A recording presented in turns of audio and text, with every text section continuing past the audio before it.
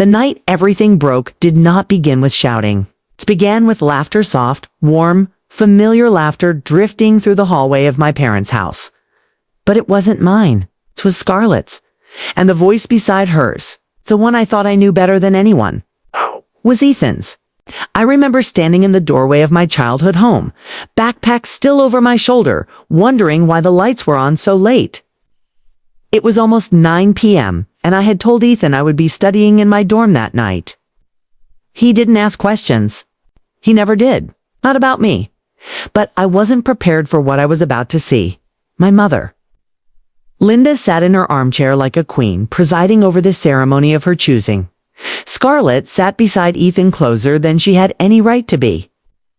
Her knee lightly touched his. Her hair curled perfectly around her face, and Ethan looked torn, uneasy. Like he had stepped into something he didn't know how to step back out of. Then my mother spoke the sentence that still echoes in my bones. She's stronger and better for you, Ethan. Scarlet suits your life. Willow is too distracted, too ambitious, too elsewhere. Elsewhere? That word sliced me in a way I didn't know words could. Scarlet lowered her eyelashes in a performance she'd perfected since childhood. I just want him to be happy, Mom, she whispered. My mother smiled at her like she had won a prize. Ethan didn't argue. He didn't defend me. He didn't even say my name. He just sat there, absorbing my mother's poison, looking like a man slowly drowning and somehow thanking the water. At that moment, a silence bloomed inside me, so complete, so absolute that I knew something inside me had broken, cleanly, permanently. I don't remember leaving the house. One moment I was staring at the betrayal unfolding in front of me. The next, I was gripping my steering wheel so tight my knuckles turned white. I drove until the city disappeared, till the road stopped making sense, until the pain stopped being a scream and became something colder. Something quiet, something like resolve. Because my mother didn't just manipulate a relationship, she took the one thing in my life that made me feel chosen and handed it to Scarlet like a gift. And that night, without telling anyone, I made a decision that would change all of our lives. I was done letting my family decide my worth. I was leaving Boston, leaving my family, leaving the ruins of who I used to be, and I wasn't coming back. Seattle didn't feel like home when I first arrived. It felt like an escape hatch, cold, strange, unfamiliar. I arrived with one suitcase, a half-finished degree, and a heart that felt like someone had cracked it open with a hammer. Riley's cousin let me sleep on a fold-out couch in her small apartment. It smelled faintly of lavender and old books, and at night the refrigerator hummed louder than my thoughts. I didn't speak much. I didn't cry much either. I felt hollow, like someone had scooped me out from the inside and left the shell standing. But pain has a strange timeline. It doesn't hit all at once.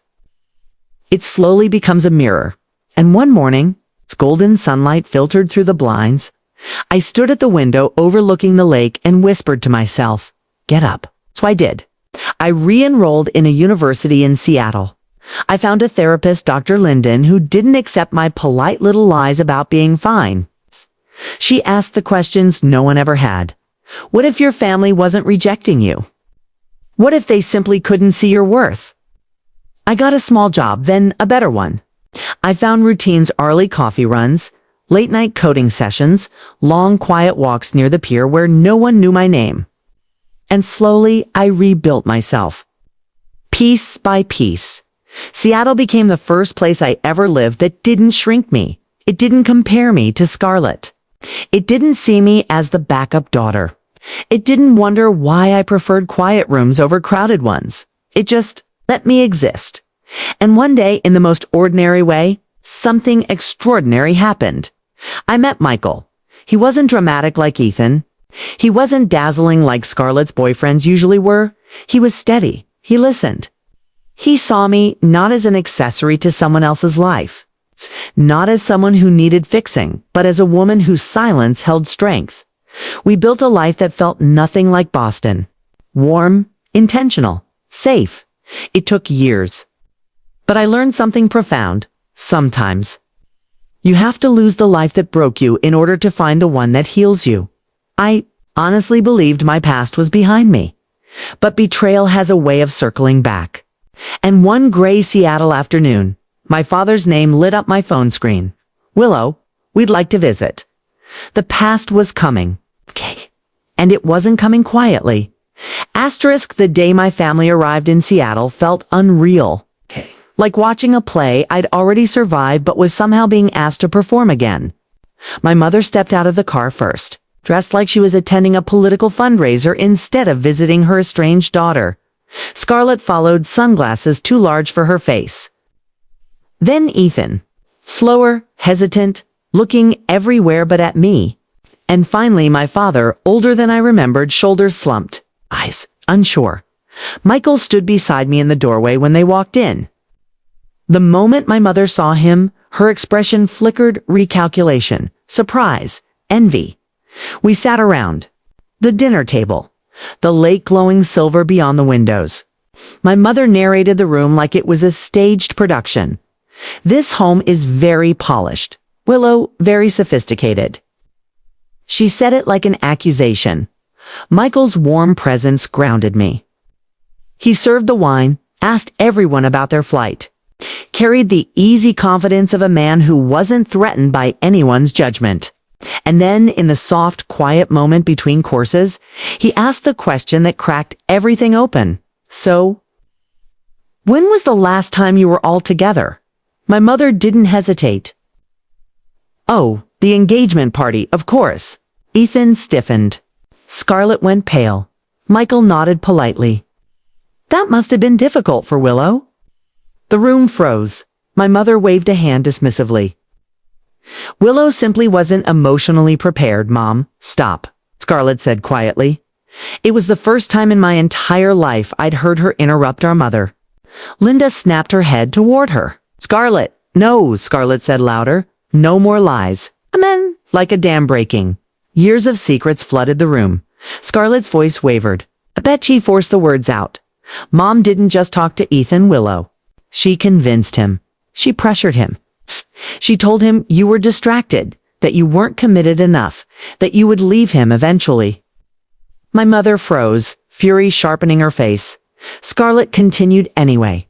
She told him you were seeing someone else. She even drafted fake messages on your old device and had me send them so they looked like they came from you. My breath left my body. I stared at her. You sent them? Tears filled Scarlet's eyes. I believed her. I was stupid. I'm so sorry. Ethan put his head in his hands. I should have talked to you, he whispered. I should have trusted you. I let your mother decide our future. Michael reached for my hand under the table, steady present. My father's face crumpled. Linda, is this true? Her voice shook with indignation. I protected my daughters. No, I said softly. You protected Scarlet's image. You kept me small. My father buried his face in his hands. For years, I let this happen. And then everything shifted. Michael stood slowly, his voice steady and powerful. What you did, Linda, was emotional manipulation. You didn't sabotage a relationship. You sabotaged your daughter's sense of self-worth. My mother pushed her chair back. We're leaving. But my father didn't move. I'm staying, he said firmly. Willow and I have things to mend. Scarlet lingered at the doorway, eyes red. I want to make things right, she whispered. If you'll let me. Ethan approached last. I'm sorry, he said softly. I'll be sorry for a long time. But I'm glad you found someone who sees you. And then they were gone. The door closed. Silence. Michael kissed my forehead. You okay? For the first time in years, I truly was. Asterisk, the days following the confrontation felt strangely peaceful. My father stayed with us for a week. We took slow walks by the lake, talked late into the night, drank morning coffee on the balcony in the soft Seattle fog. He apologized more than once, not with excuses, but with truth. I spent too long trying not to provoke your mother, he said.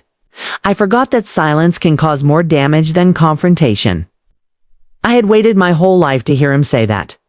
We rebuilt slowly, not as father and daughter trying to recreate the past, but as two people learning to exist without the weight of Linda's shadow. Scarlet called me often. She left Ethan, moved into her own small apartment, got a job not glamorous, but hers. I'm done letting her control me. She said once, and I believed her. My mother stayed distant. Polite texts. Holiday messages. Sent with the precision of someone who cared about appearances, not reconciliation. I didn't chase her. I didn't demand closure. Some people are not safe to love without distance. She was one of them. Months later, my father passed away unexpectedly. Complications after a surgery. I flew back to Boston for the funeral, Michael by my side. Scarlet held my hand. We were no longer competitors in a silent war our mother had crafted. We were survivors of the same storm. Finally seeing each other clearly, my mother remained a ghost on the edges of the ceremony, brittle, quiet, out of excuses. As we left the cemetery, Scarlet whispered, "You broke the cycle, Willow. You did what none of us could." It was then I realized something. Healing isn't loud. Sometimes it's choosing a life where the people who broke you don't get to define you anymore. Returning to Seattle felt like stepping into the life I had built with my own hands. A life crafted not from what my family expected, but from who I chose to be. A life where love was gentle. Where trust wasn't a gamble. Where silence wasn't fear. Where I wasn't a background character in someone else's story. Michael and I built a home full of warmth. Good books, messy laughter, and quiet mornings that felt like grace. One evening, as the sun turned the lake gold, I sat on the balcony and let myself remember everything. The betrayal. The lies. The night I walked away.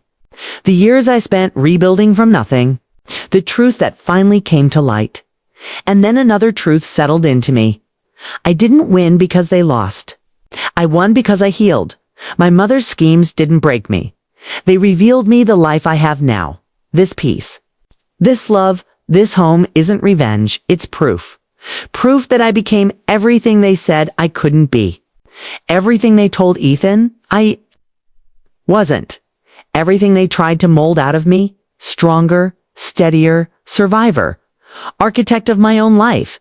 So if you're reading this and you've ever been overlooked, underestimated, pushed aside, or made to feel small, remember this.